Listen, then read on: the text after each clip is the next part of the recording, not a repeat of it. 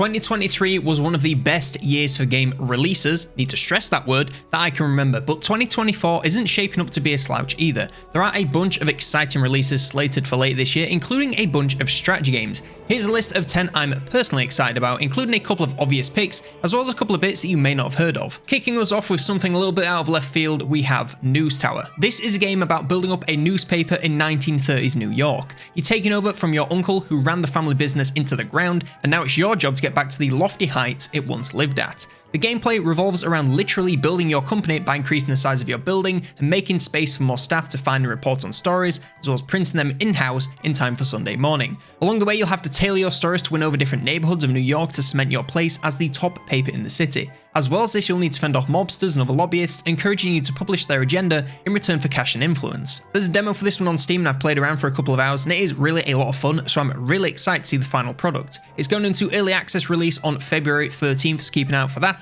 if you like tycoon games, building, and journalism hijinks. Next up we have Super Fantasy Kingdom, another classic from Hooded Horse. Yes, it's another roguelike city builder, but this one is a lot more focused on survival. You start out your game with a ruined kingdom and need to build it back up with woodcutters, quarries, and homes to increase your population. Meanwhile, monsters will come out of the nearby forest and build in number before attacking your city once night falls. To fend them off, you'll need to employ various heroes who will fight by day before retiring to the tavern at night to restore their HP and earn their XP. The game is a constant cycle of building as much as you can each day whilst earning enough resources to purchase and upgrade heroes to keep the town safe. This is another one with a demo, and from my time with the game, it's very simple but also a lot of fun. Think of it kind of like a survivor type game where you run the base camp to keep the survivors fed and happy. To me, this will scratch the survivor itch just fine to be a great game to pick up and do a quick run on your lunch break. Just quick half-hour hits for a full run, especially if you're like me and suck at the game. I'm interested to get some practice in once the full game drops at some point this year and see what other hero types I can unlock as the game progresses. Oh, this is also being made by one person in a single year, which is extremely impressive, and I wish this one the best of luck whenever it lands. Next we have Shape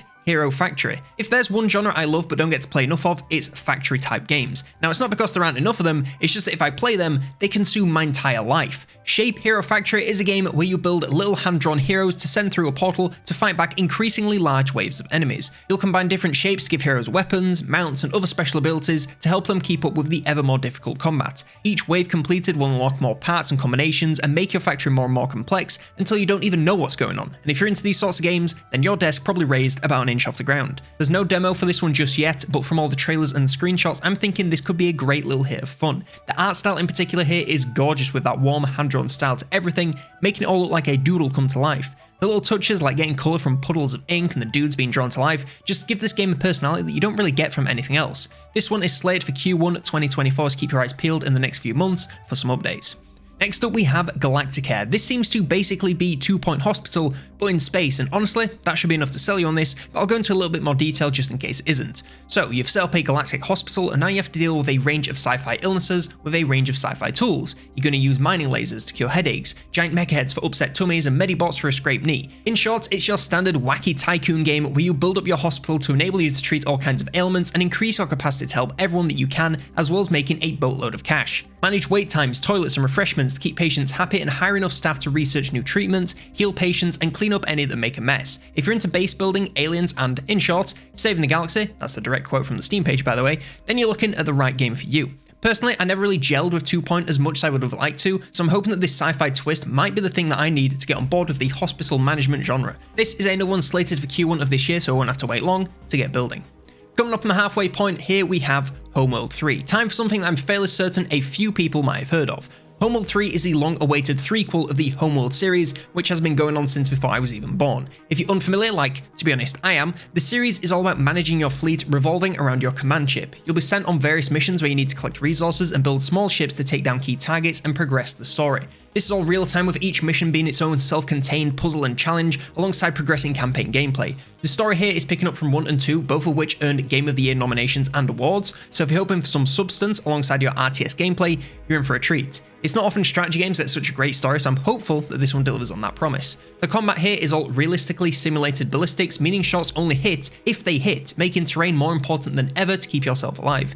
Visuals are also a standout. The gameplay that's been released so far has a staggering amount of detail, allowing you to get up close and personal with everything from the Goliath command chip to the smallest of fighters. And if that's not enough, there's also going to be 3-player co-op, Old Grumblers Plays Anyone, and PvP, which I don't really care about, but it's there if you do. I don't really need to tell you about this one if you're into strategy games, as it's one of the most anticipated games of the year, but if you're not in the know, the 8th of March is the day to remember. I'll be very excited to see how this one lands and hope to bring you some content about it when I can. Next we have Bellwright, back to something a little bit more niche but no less exciting. This looks to be very similar to Mount and Blade but on a much more personal level. You'll be building up your own medieval town, both from ordering around your people but also manually putting the work in yourself. Once you've built up enough troops, you'll be able to take the fight to the crown and free other villagers from tyranny to join your uprising. This is combat you can personally take part in, as well as give orders to your troops, allowing you to use all kinds of strategy and cunning to win the day. You'll also be able to choose your fighting style with gear, skills and technology, as well as that of your troops, to build your character and army just the way you want them. On top of this survival and strategy, there's also apparently a deep story as you fight your way to the top and dethrone the tyrant who ruined your life. This is an extremely ambitious title and it's from the team who made the art games, so I'm cautiously optimistic about this one. If those games have taught us anything, it's that they make good games, but most of the time they don't exactly launch that way. Either way, you're looking at Q1 of this year, so keep an eye out on the news for this one if you're a fan of medieval survival and strategy. Next we have Breachway. If you're into roguelikes, deck builders and spaceships, then this one should absolutely be on your radar. Personally, I wasn't that into card games until I played Midnight Suns and Slay the Spire. Now they have me foaming at the mouth for another to burn hours upon hours of my life on. This looks to be very similar to Slay the Spire, but a little bit more complicated, with different energy levels, stats effects, and more to take on each enemy you come up against. Each run you'll have a brand new map to explore with different combat encounters, choices, and more to build up the very best deck you can to take into boss fights. You can use shops to upgrade ships with new weapons, gadgets, and crew members to optimize your playstyle and keep going for as long as possible. Of course, these games are designed for you to fail, but each time you do, you'll take forward knowledge and meta progression to make future encounters just a little bit easier and give you better odds of clearing the map and getting to the bottom of the story. Personally, I'm very excited for this one, as Slay the Spire is a staple of my Steam Deck, so getting another card battler in the mix sounds like a great time to me. No word on if deck compatibility is something they're aiming for or any actual release date other than 2024, so we'll have to wait and see for both. Next we have Shapes 2. If you've never played the original Shapes and are slightly into factory games, then I apologise for taking away the next many hours of your life. The game is shockingly all about shapes as you harvest them across an infinite map and manipulate them into all kinds of colours and combinations to meet the ever-evolving demand of the core. Shapes 2 is looking to expand upon the original in just about every way imaginable. The graphics have been upgraded to full HD and I think it looks great. There's a huge range of new parts like trains, multiple vertical layers, a research tree, fluids, and even space stations. Looking at both side by side, the first one looks like a tech demo for the second, so I'm extremely excited to get my hands on this one. If you've played something like Factorio but don't really like the active stress of alien attacks and finite resources and slow movement, Shapes is just the ticket. It's pure, relaxing factory gameplay where you can almost play it as an idle game, collecting and crafting resources at your own speed, then checking in on your factory every now and then to see what needs tweaking. However, if you're an efficiency nut, you'll also be all over this one as you can really min-max things to get the best possible throughput. This really is the perfect gateway into factory games, so if you've been looking for an excuse to dip your toes into the genre, this is the ticket. The release date for this one is just 2024, but there is a demo coming late this month for Next Fest, so keep an eye out for that to try before you buy, whenever that may be. Second to last on the list, we have Manor Lords. Do I really need to talk about this one? I think everyone and their mum has already talked about how this is 3D banished, but also a total war killer, and while I think some of those claims may be just a little bit dramatic, I can't deny that this game looks to be very, very exciting. So, first part is the city building, which is totally freeform with no grids or anything, meaning roads can naturally curve around and over hills, and buildings can be placed anywhere you want to give your towns a totally unique look and feel. The way buildings are slowly built up over time with the frames and parts being manually added by workers is very satisfying to see in motion and makes it feel like a real accomplishment anytime something is completed.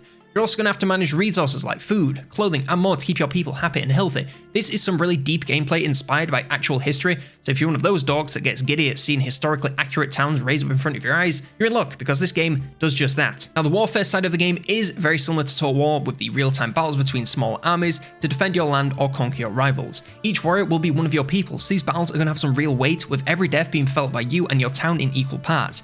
You're going to have to be wary of battle, as victory in war can still mean defeat in game if you lose crucial members of your settlement and are unable to maintain the balance without them. As I said, this looks smaller scale than Total War, but still very similar in the way you move units around on real-time battlefields, with hundreds of troops on screen eventually.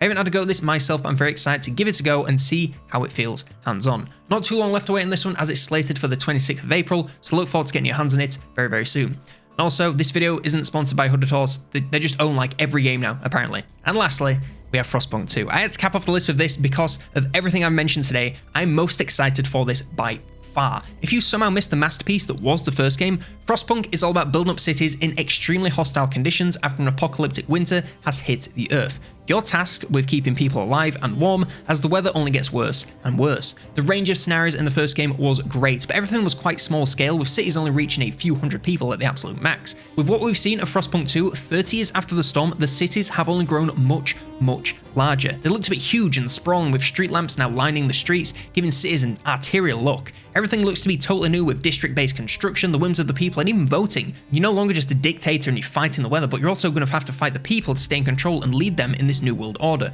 From the footage and screenshots we've seen so far, compared to the first one, this looks to be a completely new game, and I have absolute faith in Frostpunk 2 nailing the landing. The first one is one of my favourite games of all time, so I cannot wait to get my hands on the second one in the first half of 2024. And that's my list. Let me know about any other games you're excited about this year down in the comments below. Like, subscribe, and if you want more strategy games to add to the backlog, then why not check out this video for my holiday buyer's guide to strategy games. Now yeah, I know it's not the holidays anymore, but there's still good games all year round.